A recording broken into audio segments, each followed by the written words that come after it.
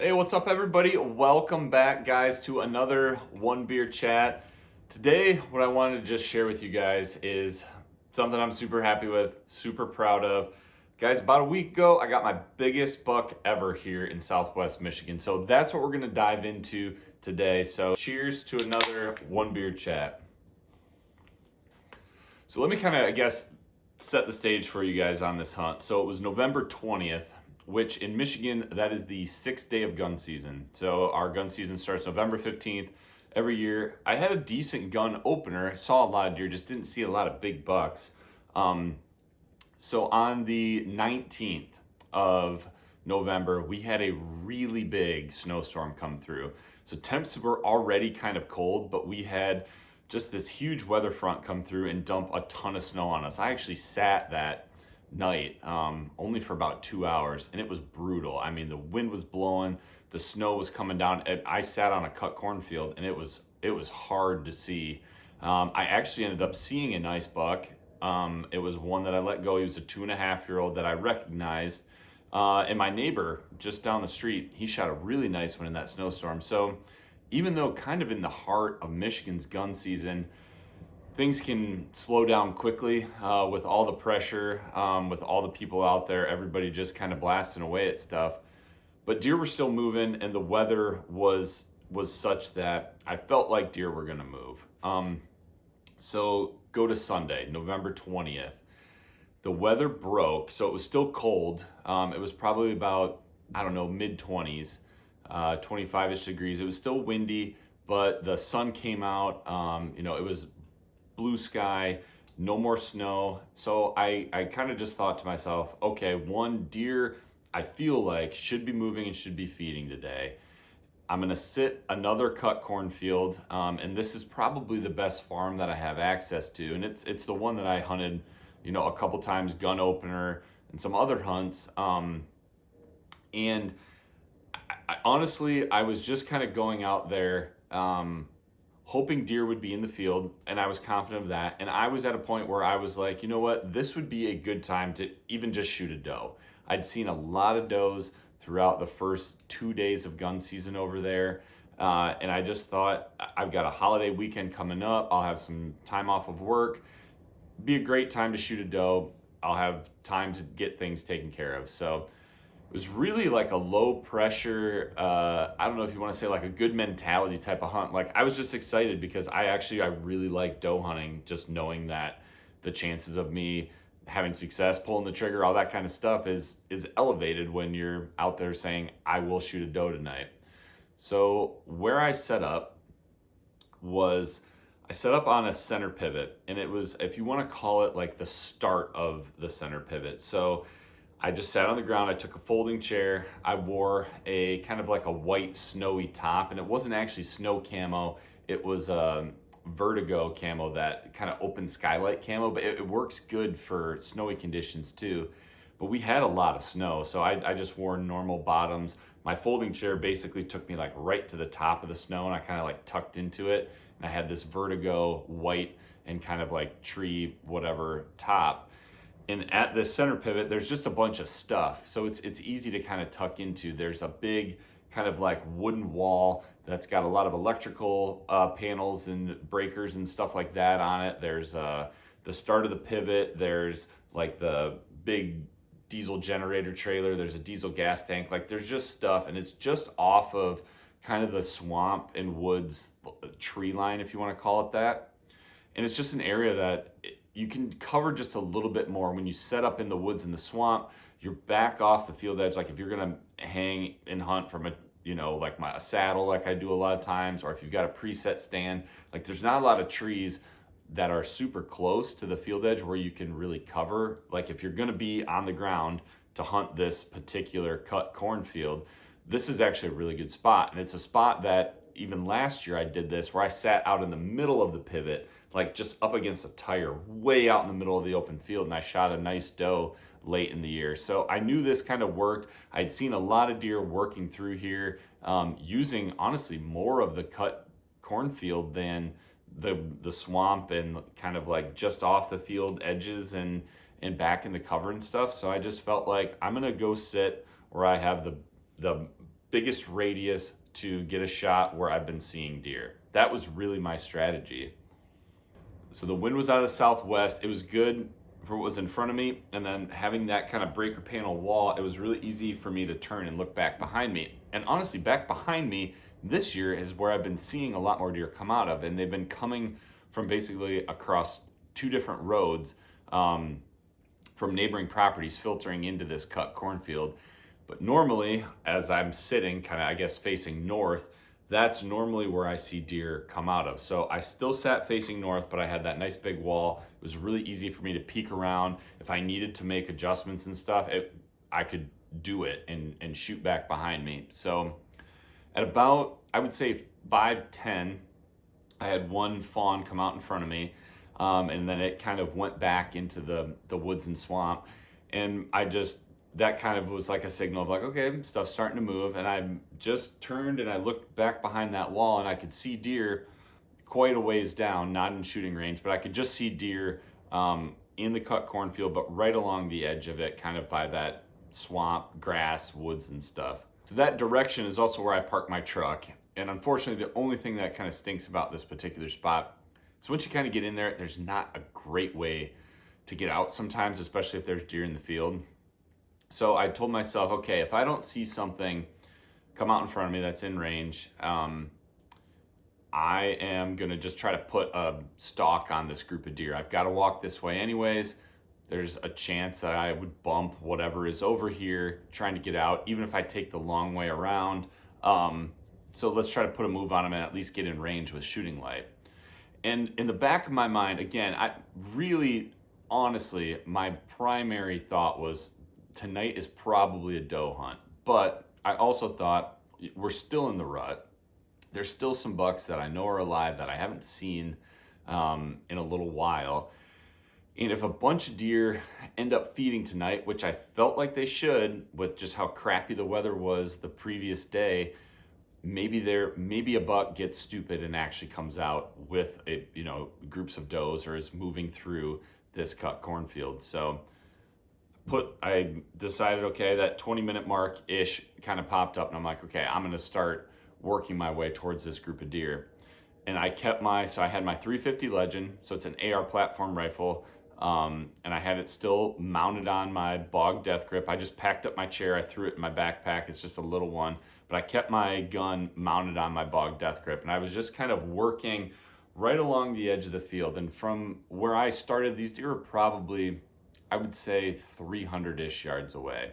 What's kind of nice about this, if you want to call it, really like field edge, is because it's swampy by this edge, there's a lot of times where the farmers, when they plant, it's not like a straight line. So there's low spots, there's some topography to it, and what they were able to plant when they put crops in, they kind of had to work around some of these spots that when they planted were low. So the whole field it has just kind of these bubbles and, like a wavy shape to it where you've got the cut corn, but then you've also got tall grass that's leading more into the swampy stuff. So it made it that I could sneak around that edge because I did have some cover. It wasn't just a straight line, and the snow was drifted up so much as I was working. If a deer would pick its head up and I'm able to see that, I would just kind of like almost lean over and plop down into the snow. It was so drifted up in that grass, I would kind of, I would sink down almost to like my waist. I had that white top on. Outside of kind of like my gun and my tripod standing up a little bit, it was working. I seemed to be concealed. And so I got to probably about the like 175 mark, maybe not quite halfway. And all of a sudden these deer, they moved out right out into the middle of the field. Kind of up on more of like the face of this hill, and I thought for sure they busted me. And so my tripod wasn't completely set up. It was more of like a shooting stick, and I put my scope on them, and I was trying to pick out a doe versus a fawn. With doing that, it really was farther than I wanted to shoot. So I'm confident with that gun to 200 yards. That's what I've shot it at. I know what it does, but I really did not want to shoot a doe at 200 yards. Like, I know I can get closer. I know I can get a better shot. If not in this particular hunt, another one.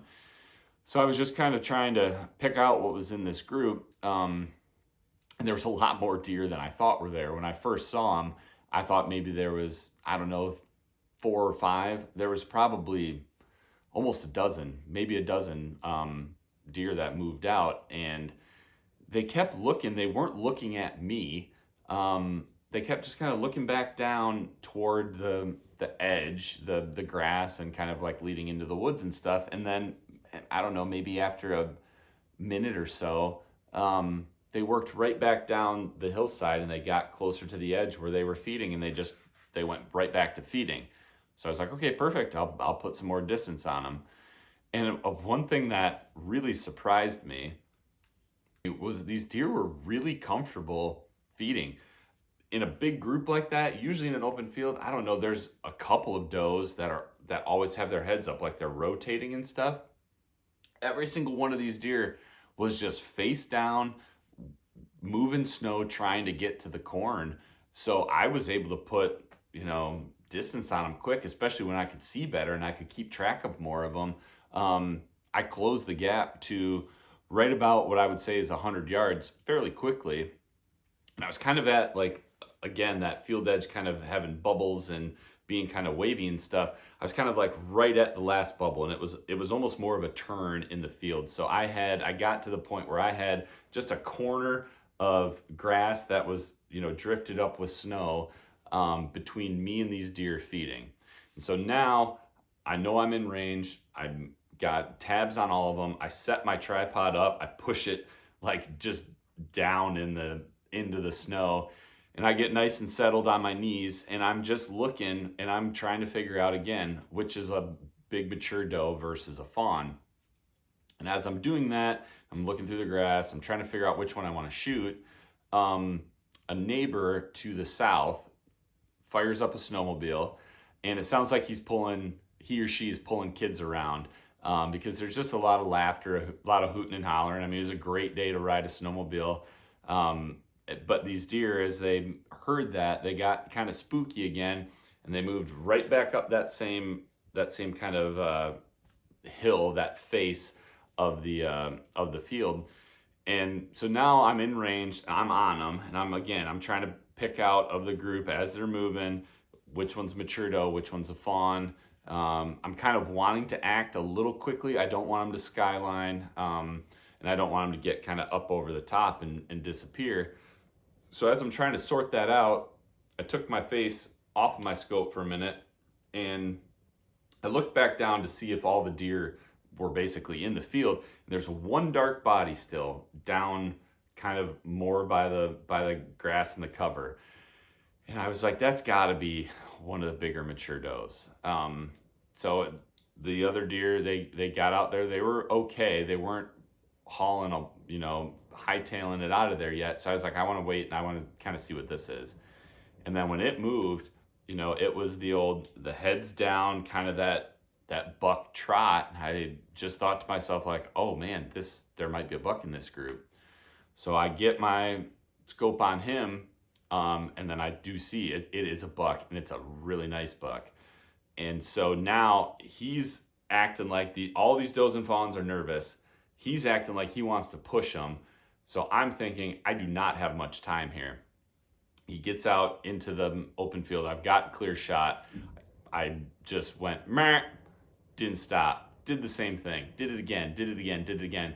He could not hear me with that snowmobile running. So I literally, you guys, I must have sounded like, if anybody could hear me, I must have sounded like a complete idiot on this hunt. I literally just started screaming at this deer, just, hey, just yelling at him. And he finally stopped, and he was perfect. He was out in the open. He wasn't skylined at all. He was out there with that group. No one was by him.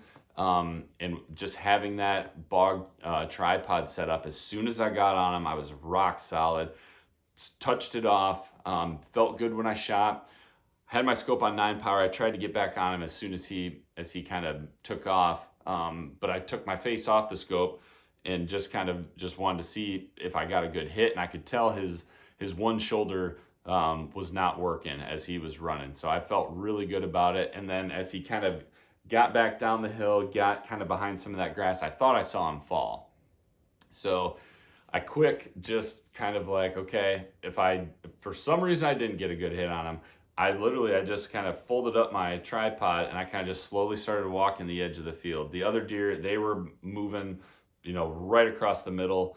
So I just kind of started working my way around just in case. I still had shooting light in case I didn't get a good hit on him, and to kind of cut a track, in the snow and stuff if he did get into the woods and the swamp. And if he wasn't where I thought he was going to be, then I was just going to, give him time, the usual amount of time, and track from there. So I worked around that bubble. I kind of got up to the field edge where I thought he should be.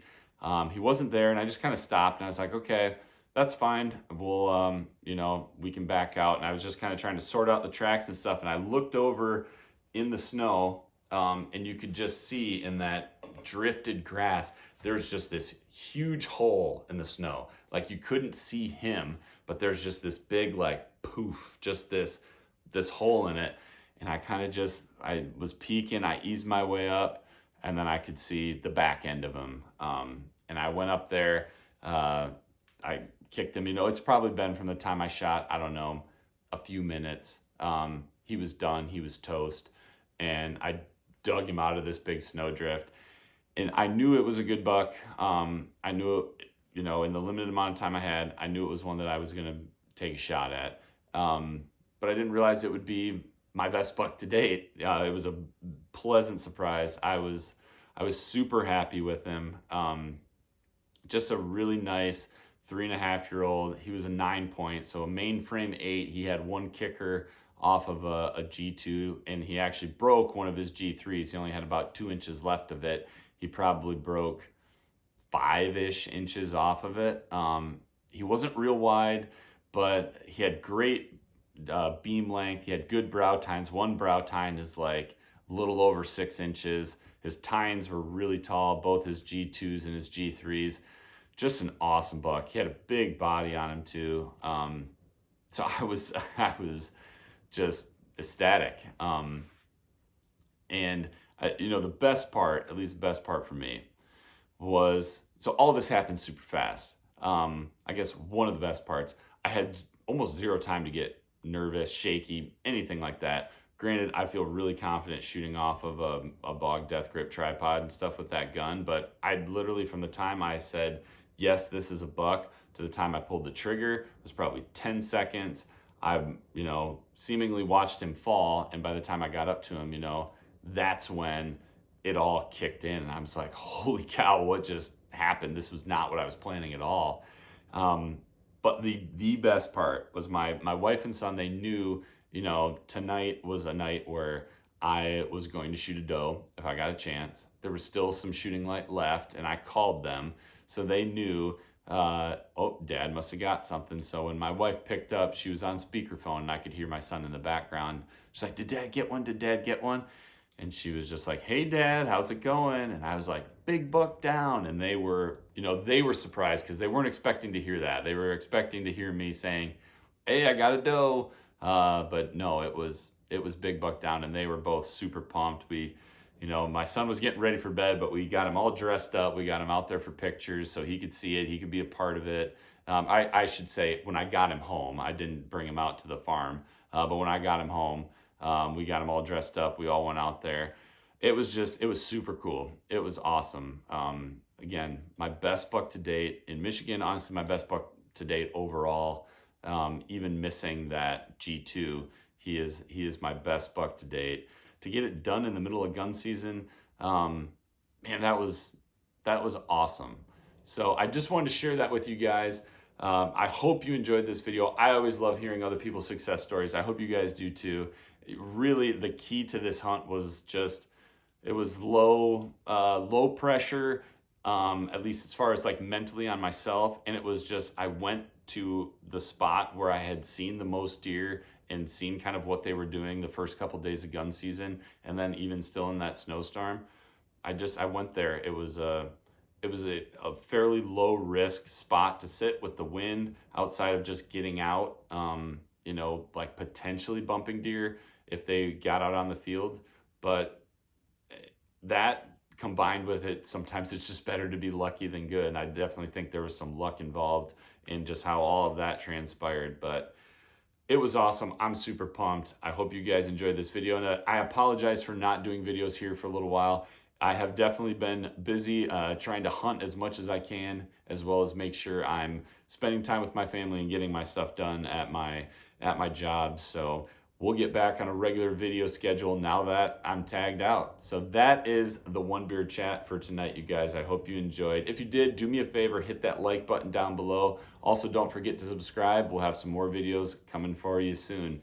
Thanks for tuning in. Good luck the rest of the 2022 deer season. And remember, be a sportsman, make a sportsman.